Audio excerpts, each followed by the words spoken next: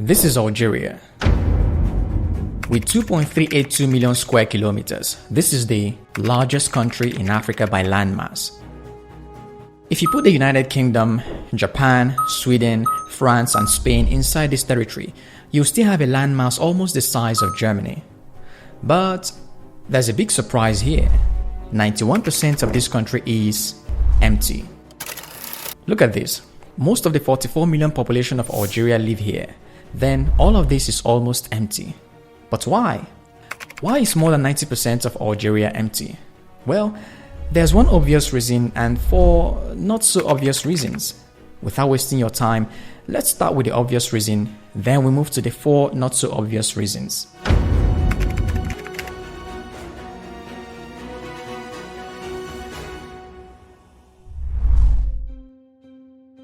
One of the reasons, which is also the obvious reason why more than 90% of Algeria is uninhabited, is the Sahara Desert. At 9.2 million square kilometers, the Sahara is the third largest desert in the world after Antarctica and the Arctic, making it the world's largest hot desert, covering nearly one-third of Africa. Countries like Egypt, Sudan, Libya, Chad, Niger, Mali, Mauritania, and of course Algeria are almost entirely covered by the Sahara. As a result, in almost all of these countries, people live in tiny, climate-friendly territories while the majority of the country's landmass is empty. In this case, the Sahara is considered a push factor. More on this later in the video. For now, you may want to ask, what's the problem with the Sahara Desert? Why can't people live in it? Actually, a few people do live in the desert, but for most humans, it's not an ideal place. For a starter, the Sahara temperatures can soar to 58 degrees Celsius during the day, then plunge to -6 degrees Celsius at night due to the lack of humidity. That's like living inside a boiling pot during the day and then a deep freezer during the night. Okay, that was an exaggeration, but you get the idea. The Sahara weather could be extreme in both ways. With an annual rainfall of only about 9 inches in some parts of the Sahara and less than 1 inch in other parts, this is a hyper-arid region. Hyper-arid is the term used to describe regions of the world with no or little rainfall. Examples of such regions are the Atacama Desert in South America, which receives an average annual rainfall of less than 0.1 millimeters, the Taklamakan Desert in China, which receives less than 40 millimeters of annual rainfall, and the dry valleys in Antarctica, which receives less than 2 millimeters of rainfall annually, with some areas experiencing no rainfall for millions of years. Another issue with the Sahara is the extremely powerful sandstorms locally known as simoons. These sandstorms could engulf entire landscapes, reaching speeds of as fast as 80 kilometers per hour. Sandstorm is common in the Sahara due to its hyper-arid condition, the lack of moisture which creates dry and loose surface soil that could easily be picked up by the winds, and the lack of trees and vegetation that could have resisted the wind.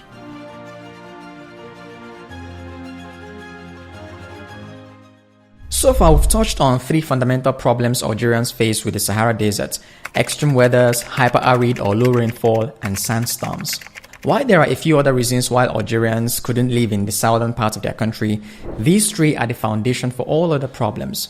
For example, with extremely hot weather during the day and extreme cold at night, you're essentially trying to be a polar bear and an Arabian camel at the same time.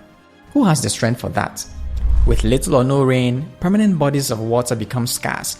Agriculture is extremely difficult or impossible. The animal population is nowhere. Fresh water, trees, vegetation, and many things that make life easier for humans as a result of water are just not available.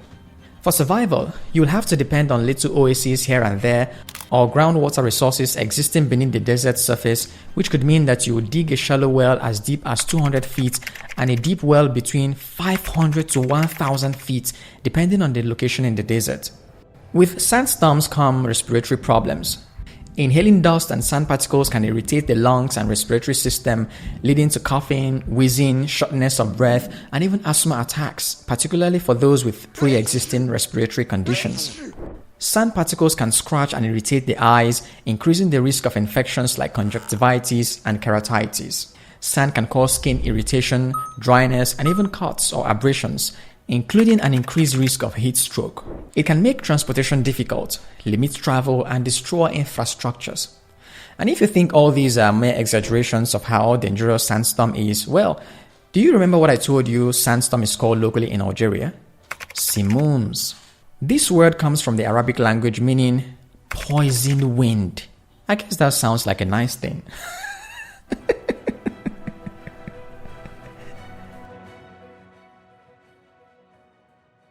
These three factors are what we'll call the push factors as to the reason why most Algerians are not living here. Then you may want to ask, what do I mean by push factors?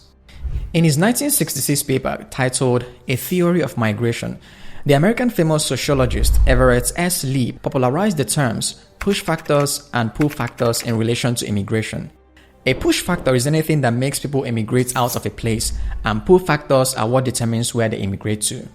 Now that we've identified the push factors for the northern settlement of the Algerians, the rest of this video will focus on the pull factors. You see, for all these 8 countries whose land is mostly swallowed by the Sahara Desert, each of them figured out a slightly different solution to the problem encountered with the desert. For example, the Egypt population density looks like this, with red representing where people live. If you ask me, I'll tell you that this looks like elephant's placenta. Egyptians, please forgive me, because I don't even know how an elephant's placenta looks, but I imagine it must be weird. Anyway, because the Sahara Desert had swallowed most of the territory of Egypt, the River Nile became the pull factor for the Egyptian population, which is why, according to National Geographic, 95% of Egyptians live within a few kilometers of the Nile, hence the reason for strange-looking population density. By living near the Nile, Egyptians for thousands of years have had access to fresh water, favorable weather, water transportation, and most importantly, fertile soil, because the River Nile's annual floods historically deposited fertile silt along the banks. Fertile silt refers to a specific type of soil composed of fine particles, typically ranging from 0.002 to 0.05 millimeters in diameter. These tiny particles originate from the breakdown of rocks and minerals, often transported by wind or, in this case, the Nile River. The silt can trap and hold essential nutrients like potassium, phosphorus, and nitrogen, which are crucial for plant development. It also holds a good amount of water, providing consistent moisture for plants even in areas with limited rainfall. The silt can improve the overall structure of the soil, making it more workable and easier for plant roots to penetrate. This then promoted successful agriculture around the River Nile, which in turn aided human settlement.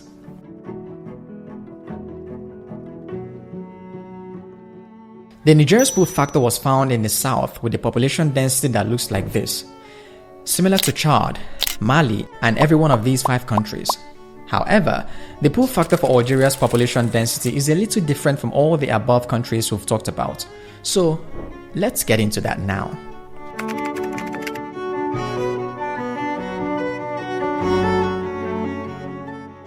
At the beginning of this video, I told you that everybody in Algeria lives here.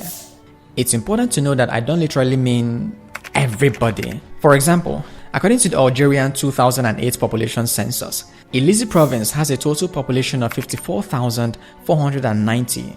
Tamanrasset province has 198,691, and Tindouf province has 159,898, meaning that even with the harsh climate of the Sahara, a few people are still living there. However, when you consider the fact that Tamanrasset, for example, is 557,906 square kilometers, which is larger than Sweden or Norway, the 200,000 people living in it seem like 3 catfish in the ocean.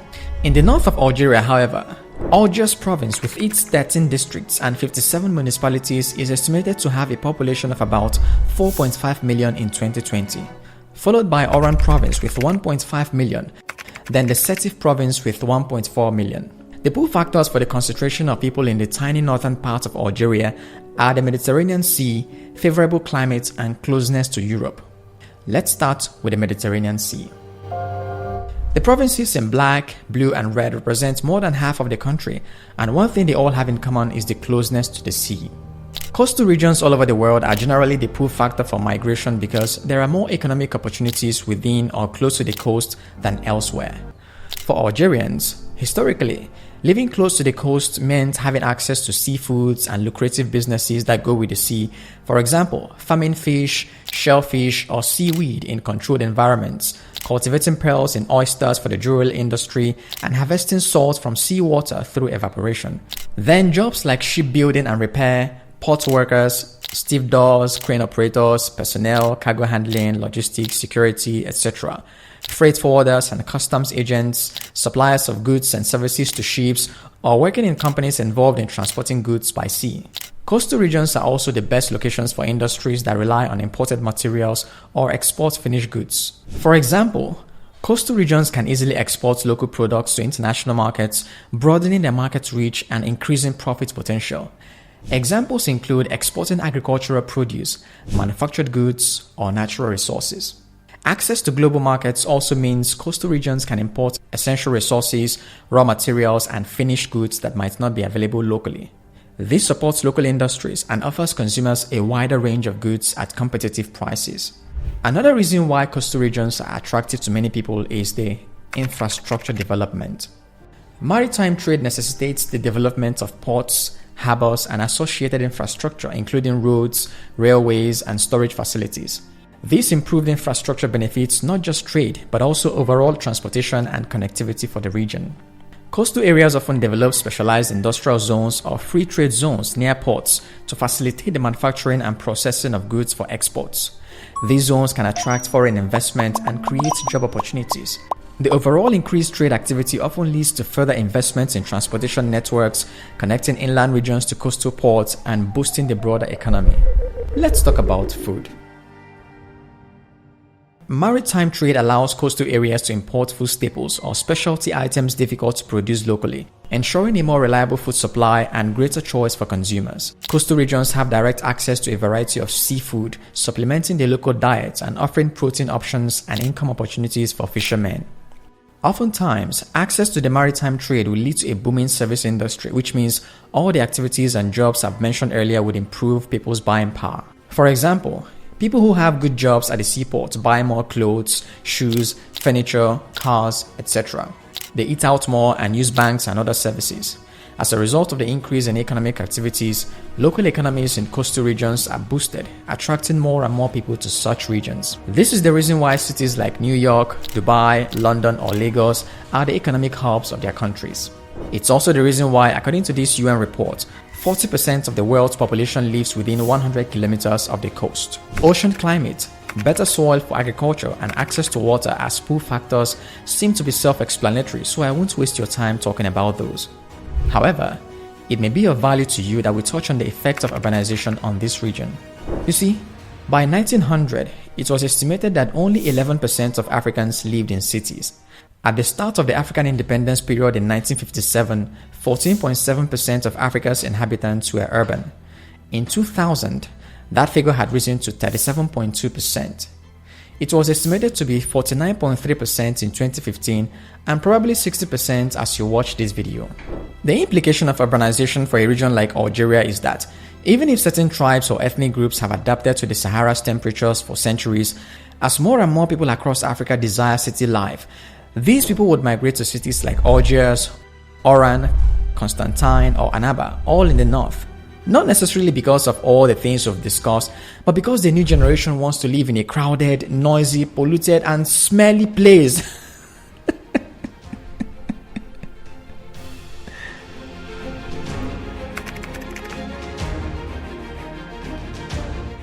Another pull factor for the concentration of Algerians here is the closeness to Europe. For example, according to France 24, there are about 450 French companies in Algeria. For France, there are currently 450 French companies operating in Algeria, employing some 40,000 people there.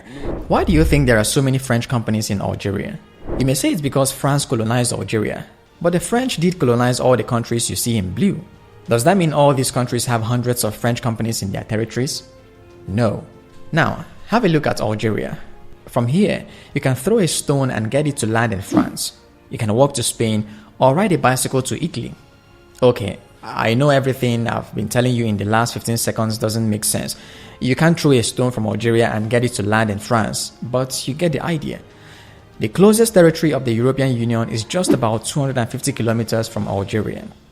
Due to the proximity of the northern Algeria territory to Europe, European investment, tourism, partnership and markets are much more accessible to this territory, hence a booming economy which in turn attracts more people to the area. For example, trade between the EU and Algeria is worth around $50 billion as of 2020.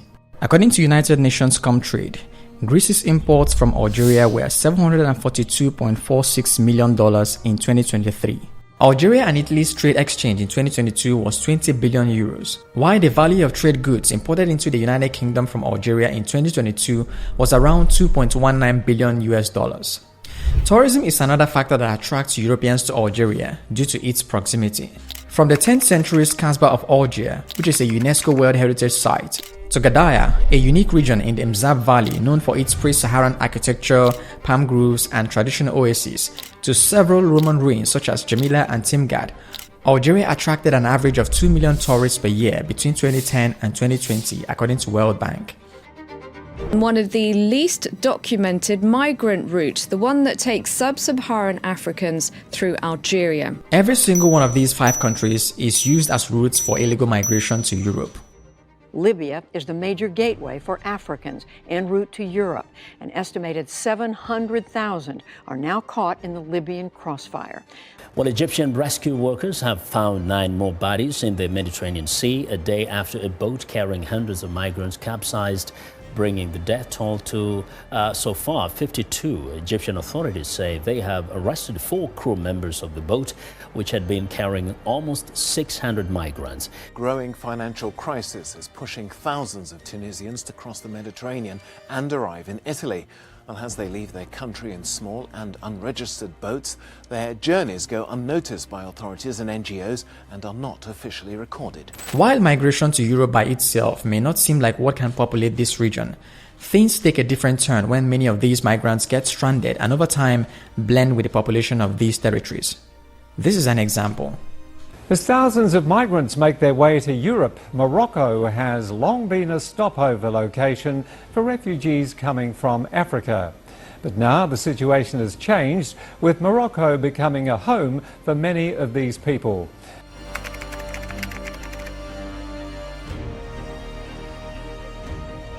I started this video by introducing Algeria as the largest African country by landmass. I explained some factors responsible for the emptiness of most of the country. Yes, the Sahara Desert is a huge factor, but that's just a push factor. Other pull factors like the ocean in the north, job opportunities in the seaports, closeness of the northern Algeria to Europe, the illegal migration route, and of course the urbanization trend across Africa are responsible for why most of the 44 million people in the country live in a tiny northern territory.